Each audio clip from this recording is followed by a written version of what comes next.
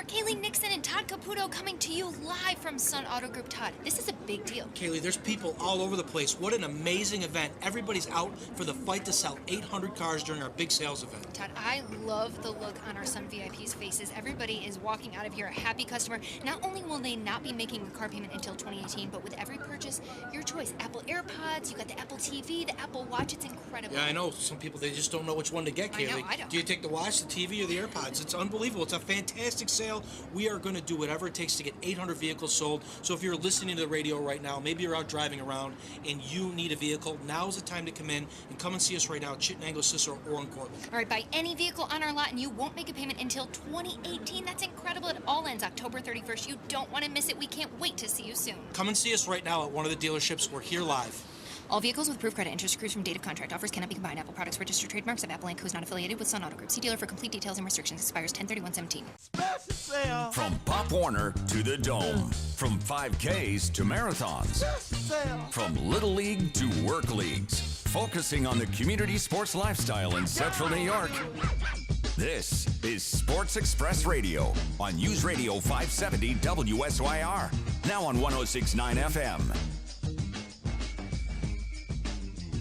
It is the Sports Express radio show. Hey, good morning, Kenster. How are you? Good morning, Perry. Very good, thanks. Hey, Ken, listen to this. Sports Express is an integrated multimedia publishing and event planning company that caters to the local and community sports lifestyle and helps deliver their messages throughout their communities and beyond. Well, I don't know where to start, Ken. I told you before we started the show, I don't know what to do first.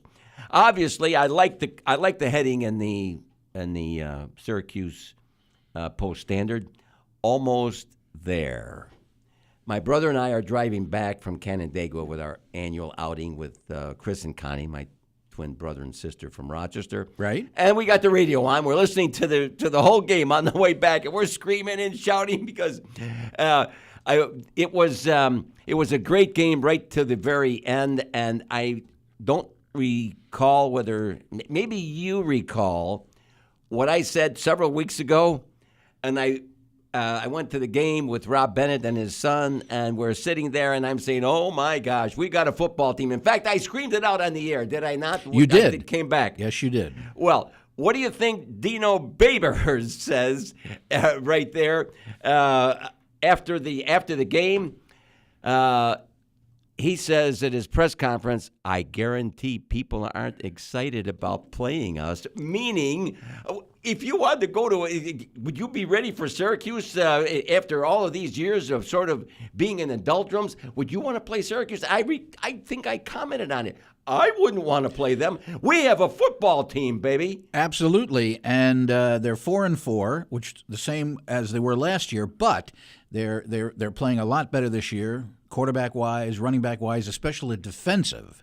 And we'll have James Mungro coming up. He's going to talk about it. James Mungro is going to be on in the next segment after our break to talk about the game, and I'd be interested in his comments. Now, how lucky are we, Ken? If we want to talk about Syracuse football, we can talk to James Mungro, who played professionally with the Indianapolis Colts and has a Super Bowl ring. If we want to talk about Syracuse basketball, we can talk to Lawrence Moten, or today we're going to talk to Eric Diefendorf because our friend Lawrence has a bit of laryngitis, Ken. He was supposed to be a host right here. Hey, Lawrence, you can't do this very often. When you're scheduled, you got to come in there. We're going to send you to the hospital. I got a doctor to get your voice back in about 15 minutes, Lawrence. But so it's either Lawrence or today we're going to be talking to Eric Diefendorf, former player, 4-year player. I think in his senior year, averaged almost 16 points a game and went on to play professionally. We'll get his comments on what he's doing with the Syracuse basketball team and some of the things that happened in this black and white game yesterday. And let's see, what else we're going to talk about? Oh, and we're going to talk about the local sports scene, not only with you, but with Rob Bennett. I think he's going to be in Penn Yan today at a football game. Oh. And he'll give us his athletes of the week. All right. What else are we going to do, Ken? I mean, and how about your Yankees? Yes, they lost 4-0. They lost 4 games in Houston and only scored 3 runs. Terrible. But again, nobody expected him to be there. So I'm disappointed, but I'm not. It doesn't bother me that much because they weren't supposed to be here. And we got an extra 13, 14 games, whatever. Fantastic. Hey, O'Neill. Yes. Although that Half of the time we come in to do the show, you're whining to me about the Yankees not doing this. Girardi's not doing that. They can't hit. They can't do this. they can't. They didn't hit. And Bird gets thrown out at the plate again. And I can run faster than him. At the beginning of the season, if somebody had said to you, we're going to be going to the playoffs on our way to the World Series and get that far, what would you say? Never. It won't happen. Well, you'd say, Yes, take it. We'll take it. Of course we'll take it. Absolutely. Next year. Because remember, the Cubs, the year before they won the World Series, they got swept by the Mets. They lost in the championship series. And the next year they won the World Series. So that's what I'm looking for. A World Series victory next year. And by the way, I pointed out that... Who's going to root for Houston? Come on. Houston's a National League team anyway. Sorry. You're right. You're right. Who's going to root for Houston? Who's going to root for Houston? Come on. But it's going to. I'm sort of glad the Dodgers are. Come on, the Dodgers are back. They haven't won in 30 or 29 years. They haven't been to the World Series. Long time. And who would have thought that? Because the Dodgers had great record before that. That's right. That's right. Perennial appearances in the World Series. And you want to see? Here's something. The Dodgers, it took the Dodgers 52 years to win a World Series in Brooklyn when they won in 1955. Yes. It took the Giants 52 years in San Francisco to win a World Series. What do you think of that? That's a trivia question? Well, I don't know if it's trivia, but they left it. They came to San Francisco in 58, and they didn't win until 2010. Oh, wow. All right, all this useless information I have. That's not useless. Wait a minute. That's cool. But both 55 years? 52 years. Okay, 52 and 55. Years, yeah. So it was over 50 years. Yes. Ken, did you see this picture? I pointed out the picture of Dungy, right? It's of jumping over the guy on the front there, page. yes. On the front page of the sports section in the Syracuse, the formerly great Syracuse Post. You said that. I didn't say that. That's okay. Wait a minute. Hang on a second. You said that. Okay. It used to be great. It's still okay. But the Sunday paper is full, Ken. I'm proud of them. When you buy the Sunday paper, you can get everything that you're looking for. But I used to do that almost every day. No, every day. All right, there's Dungy. On the front page of the sports section, trying to leap over that defender, and it appears as though that his left knee's... hits the defensive back, and he does. And Dungy is reckless when he runs. I told you we were talking about that with Dave, right? With Swanee. What do you think the defensive coaches are now going to say, Ken? I don't know. You think they're gonna let this go an offensive player? And there's more and more of this, They're starting to get away with it because the defensive backs, they want to knock their legs out. So sometimes they go down with their shoulder instead of with their arms to try to grab them around the waist or something, or the legs. Now they're just throwing their body out to try to bang, drop them. This is not good news. This is my take on it. This is not good news for those offensive players, offensive runners who are trying to leap. They're going to be looking for them now, Ken. And all of the percentages are with the defensive team. They're the ones who can plant. They're the ones who can. They don't know where the offensive runner is going. But if they're going to be leaping, somebody is going to get hurt pretty bad. Right, that I understand. But how is the defense going to? You can't plan for that. I mean, the offensive guy doesn't know when he's going to jump over you. You know what I'm saying? I mean, they will be at least expecting it, perhaps. It'll be part of their process to train them to expect it, especially with a runner who has been doing it on a regular basis. You think they don't have scouts out there looking at these teams? They do. You bet your life they are. Well, guess what? As a defensive back, I would be looking out for it. Somebody is going to get hurt more than just a little bit, I think, if they keep doing it. Because why do you think that it hasn't been prevalent for a long time? Because people were hurt pretty seriously. Anyway, it is time for the Community Sports Report with the Kenster, Ken O'Neill. Thank you, Perry. The Sports Express Local is brought to you by Davidson Ford of Clay on Route 31. In girls soccer sectionals, Christian Brothers Academy exacted revenge on East Syracuse Manoa by beating them this year by the same 2-1 score that they lost last year. Katie Stannard put the game-tying goal for CBA early in the second half with a header off a pass from Julia Sullivan and provided the winner with just under under 7 minutes remaining in the regulation on another header coming off Grace Hulsender free kick. CBA goalie Catherine Burns made 13 saves in the win. Gabby Selstra led Little Falls to a 6-0 defeat of West Canada Valley with 4 goals and 1 assist. Kelsey Gonseth scored the double overtime game winner, and Haley Martin had 12 saves to lift Sackett's Harbor to a 1-0 win over Bishop Ludden. A first-half goal by Emily LeBanc was all Morrisville Eaton needed to knock off Copenhagen. Frankfurt Schuyler took a dramatic double overtime win over Thousand Islands on a goal by Courtney Mattia, and number 15 Stockbridge Valley upset number 2 Fabius Pompey 2-1 on goals from Maddie Riedel and Victoria Heslin. A last-minute goal from Gracie Drymiller lifted number 3 Clinton over number 6 Central Valley Academy 2-1 in Saturday afternoon's Class B sectional semifinal contest. Drymiller put in the unassisted game winner with just 55 left in regulation. Emmeline McPherson put the host Warriors on the board in the first half, coming off a feed from Gwen Williams. The Thunder responded with a goal from Jasmine Gillette to precede Drymiller's clutch goal. And in Class B sectional playoff in girls soccer, it's been mostly predictable so far through 2 rounds of play. Next week's semifinal round will include number 1 Westville, number 2 Lowville, and number 3 Clinton. And number 12 Holland Patton will also be there with a as the fourth contender after upsetting number 4 Oneida 1-0 on the road in overtime Saturday thanks to a game-winning goal by freshman Megan Greenway. In girls tennis, New Hartford's single player Sarah Corsante and the doubles pairing of Katerina Atala and Maggie Bonomo from Fayetteville Manlius won championships at the state qualifier finals. Corsante defeated Giselle Vlasis of CBA 6-3, 6-3, and then Rena Steele of CBA 6-3, 7-5. In doubles, Atala and Bonomo defeated Grace Coyne and Michaela Santulli of CBA 6-2, 6-1, and then won the finals over Michaela Manera and Katie View of West Genesee 6-3 and 6-2. In girls cross country, the CNY leaderboard has Tully's Brooke Robber as number 1 in the 3.1-mile race with a 16:52.4, followed by Liverpool's Jenna Scholes second, Liverpool's Madison Nooner third, Fayetteville Manlius Phoebe White fourth, and Baldwinsville Claire Walker was fifth. And finally, we have New Hartford's narrowly outscored both Whitesboro and JDFM to earn the Section 3 Gymnastics Championship on Friday. The Spartans finished with a team total of 149.9, while the Warriors racked up scores of 144.974, and JDFM was at 143.375. Pacing New Hartford were Miranda Smith and Jensen Todd, who combined to win 3 of the 5 events. And that's a look at the let's see, what else do we have here? That's all we have here at this time, and it's Sports Express Local, brought to you by Davidson Ford of Clay on Route 31. And let me also say, Perry, that I would like to thank Victor Barbosa of the he's the Post Standard reporter. Okay. I got a lot of information from him, and I thank him a lot. Profusely. Yes. Do not touch that dial. We are coming right back with the Sports Express Radio Show. This is News Radio 570 WSYR, now on 106.9 FM. Sports Express Radio continues on News Radio 570 WSYR, now on 106.9 FM. Good morning and welcome back to the Sports Express Radio Show. Good morning, Ken. Good morning, Perry. And Swanee.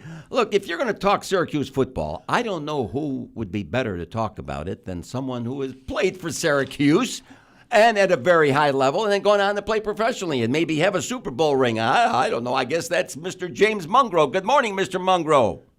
Good morning, Perry. How's everybody going? We're doing okay. Now, James, I want to hear your thoughts about the game. It was obviously a loss, but tell us any insight after watching it or hearing it on the radio. Well, something I'd like to congratulate, the team for battling back and fighting throughout the whole game. I think Syracuse and Coach Favors has his guys, like I said before, going on the right path. And unfortunately, they came up a little short yesterday. Playing 2 top 10 teams and week after week, it gets a little tough. And the good schools can really do that. And Syracuse now has a feel of what it really takes to be at that elite status, like the Alabamas and other schools out there. But all in all, the game was good. They had opportunity to win the game, so that's they did. The good part about it. The difficult part about the whole game, Dungy, again, like I said previously, just too much weight on his shoulders. I mean, he played very hard. Obviously he's very passionate, and there's some mistakes out there it's hard to beat a team throwing 4 interceptions, no matter how good the team is or how bad the team is. You have 4 turnovers, it's going to be hard to win. Yep. But to Syracuse credit, that all that with all that happening, they still battled and fought through the whole game. And that was the good part, to see them never giving up and never quitting. And finally, Syracuse rushed the ball. Yes. I mean, they ran the ball. They finally did that. And unfortunately, they ran the ball this time. And normally the passing game is normally very, very well, and now it was the opposite. Each game is going to dictate and have different things. And Syracuse found the niche they had to run the ball, and they did very successfully run the ball. 5.2 yard average. That's pretty decent. Unfortunately, on the other side of that, the passing, 13 for 41, and that's 24, 25 quarterback rating. That's not very good. But with saying all of that, you just can't put all the blame on the quarterback. I mean, it takes the whole team to play, and that goes all the way down to the offensive line, to the wide receivers missing the balls, and offensive line is not giving the protection they need to have up there for them to be comfortable and throw the ball. Miami, you got to give credit to Miami. Miami never gave up. I thought Syracuse had them at the breaking point, probably around, I would say, play 95. I would say around the 90. I thought Syracuse had them. And Miami was going to give up, but they battled back, and it was a hard fought game. And I think Syracuse, by them playing the way they're playing, they're definitely making an impact in the nation of knowing that Syracuse football is coming back, and teams are not going to want to play us. Make it like that. Yes, sir. If we can go down to Miami, on their home field and keep it within 8 points, and I don't know what the spread is. I'm not big on spreads and nothing like that, but keep it within 8 points. That's pretty decent. That's pretty decent. And they're an undefeated team. I mean, they may make it to a national championship. You never know. You never know. You made a great point, and you've made this point every week that you've been on about Dungy. There's too much pressure on him, and he's running too much. He still was he ran 20 times for 100 yards. And the other two backs, Neal and Strickland. But Strickland is, I think he's a great running back. I know he's going to be using him more. But there's one statistic that's glaring, and I want to get your take on it. Syracuse had 2 passes of over 20 yards. Miami had 6 passes. 6 passes. Actually, one of them was 19, and then there were 2 others in the 20s. They had 2 in the 30s, and one was 48 yards. When you have 6 passes of 20 yards or more in a game, that is hard to beat, because those are backbreakers, are they not, when you're on the field? You're 100% right, Perry. Unfortunately, like you just said, Syracuse, the longest, their average long ball was 27 yards. Like you said, with Miami, it was 48. You can't let that discourage you. That does hurt, but the crazy thing about it, Syracuse was still in the game.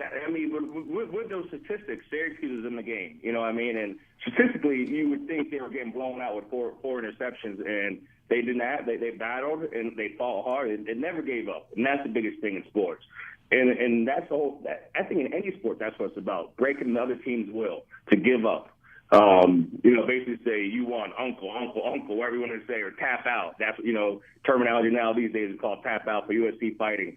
That's what you want to do. You want the other team to tap out. And something, Syracuse had the pressure on them. They had them the chokehold on them a few times, and I think by next year we're going to see a very, very, very good Syracuse football team, and you're starting to see it now. So yeah, if I was the public and fans and all the youngsters out there, I would go out there and buy some tickets for next year, because Syracuse football is coming back.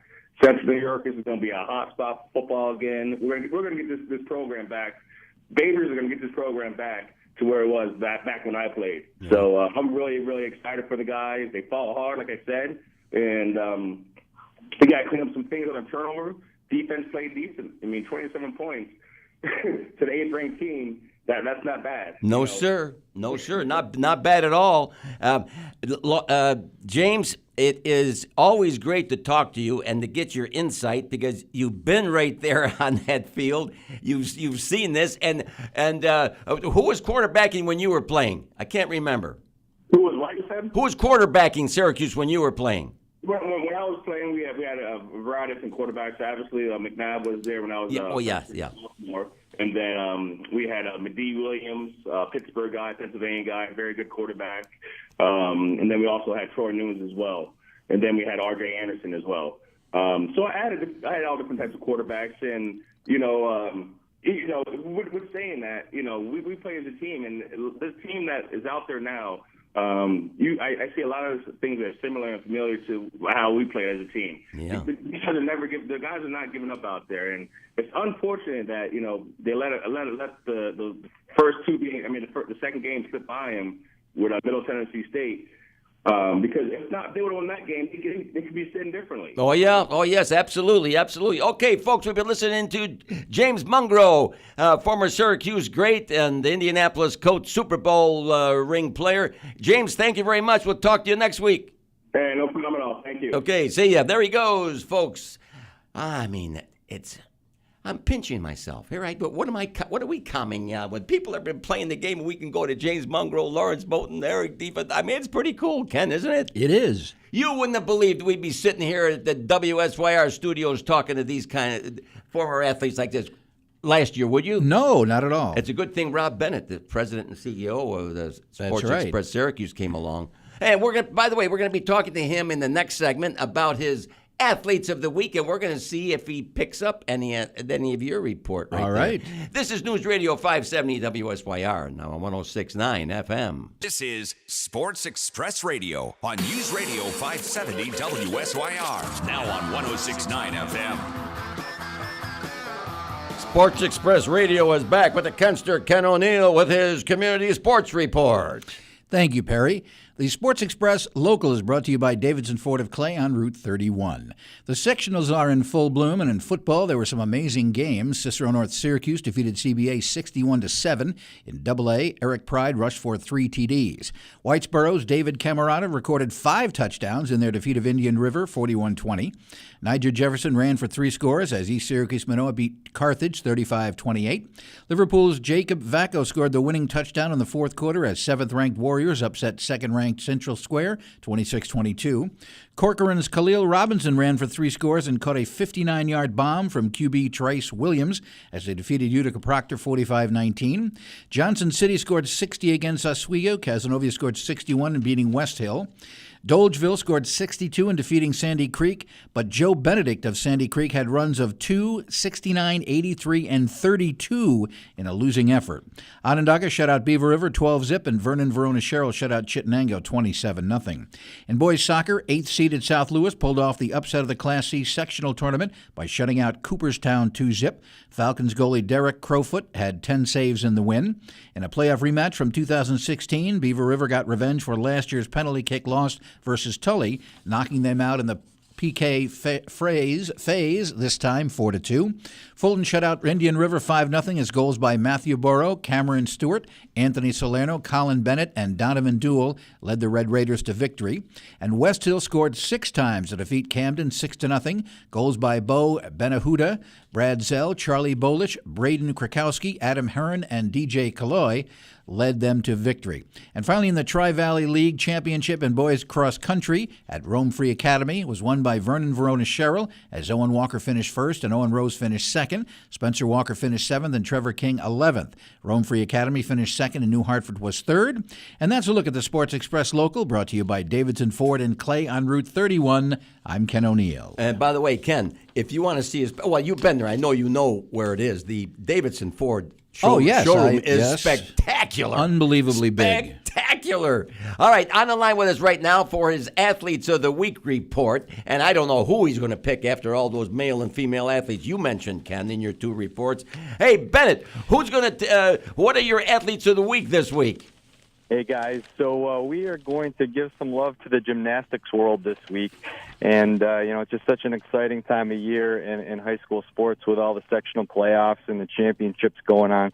But our athletes of the week come from the New Hartford gymnastics team that won the sectional championships, and the two athletes that we've chosen led New Hartford to the championship. Miranda Smith and Jensen Todd. They combined to win 3 of the 5 events, with Smith earning 9.725 in the vault for first, while Todd placed first in the floor exercise and the all-around competition at 9.7 points, in the floor exercise and 38.5 points. 38.5 points in the overall. Hey, Rob. Rob, Yeah. excuse me a second. I have to interrupt because this is too good. Sure. Remember you called me before the show and said, listen, I want you to tell Ken about the 2 gymnastics girls. And I said, don't worry about it. Ken's going to miss gymnastics. He mentioned their name. He had it.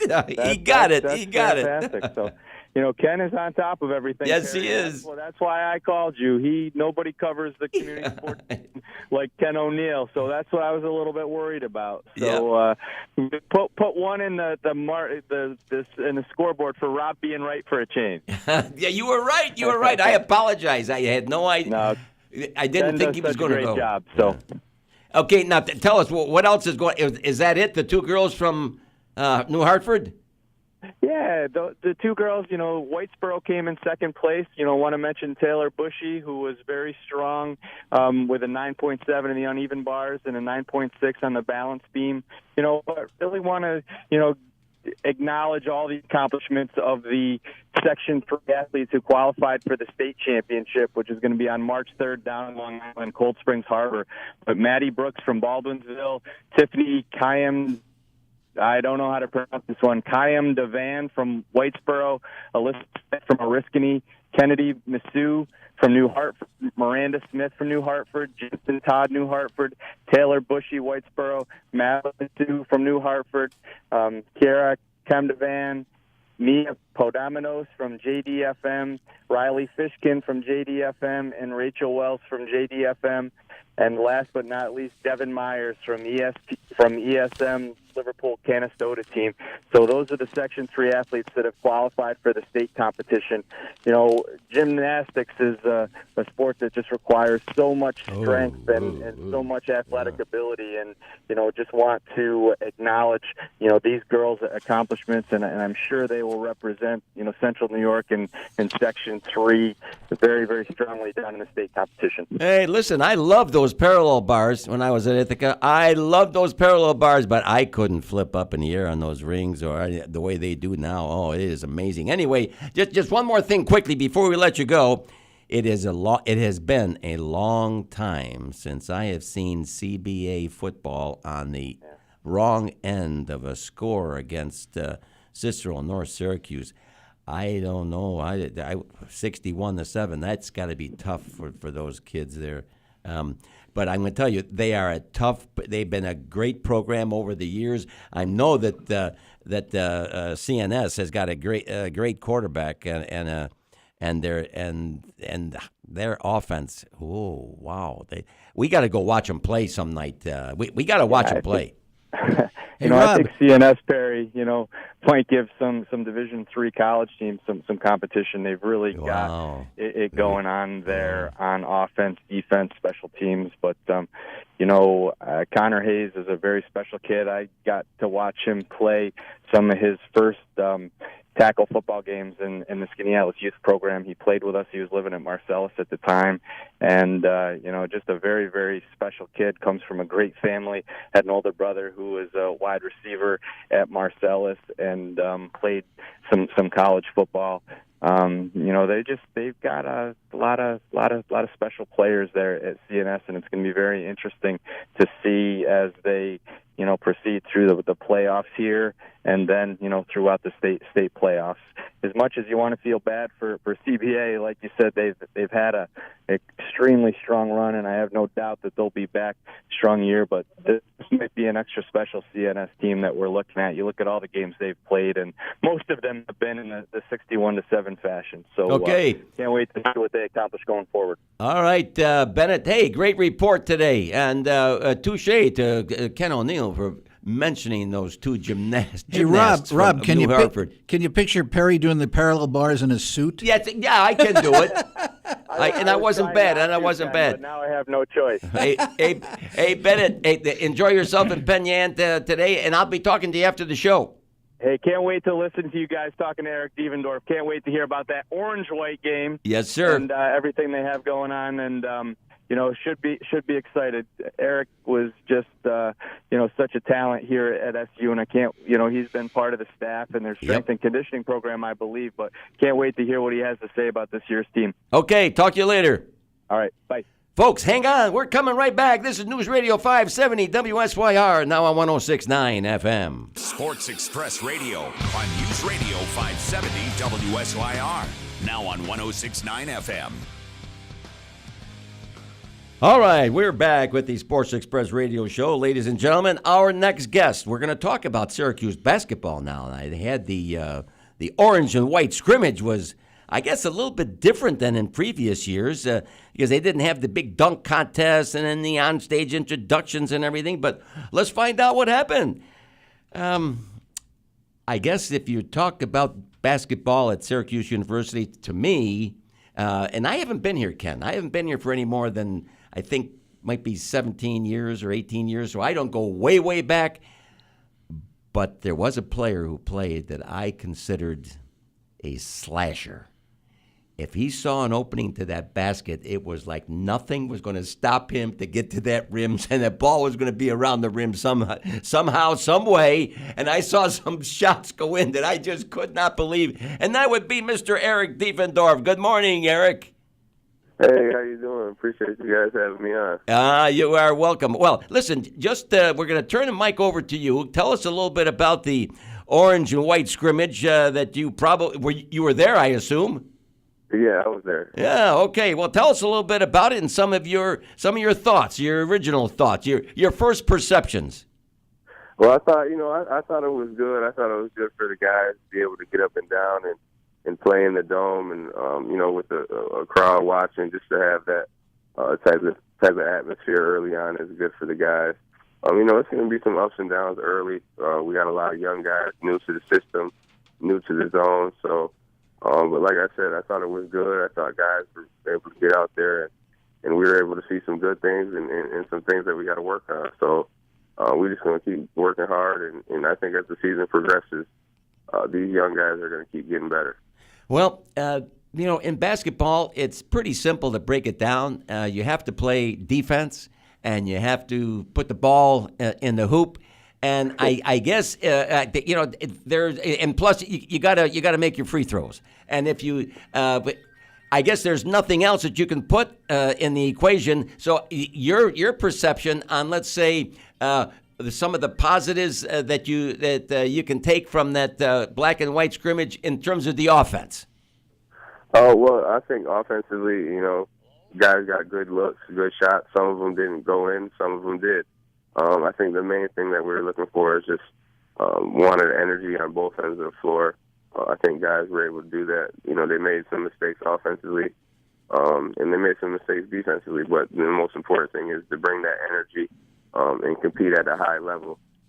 Because, going into the season, if we can do that against, these guys and bring that energy, we're always going to have, a way to win. But if we don't, then it's going to be a long season. Yeah. Okay.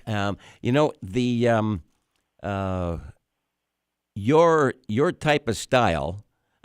Is there anybody on this current team that you could say plays a little bit like you in terms of being a slasher when you get that ball and going to the basket?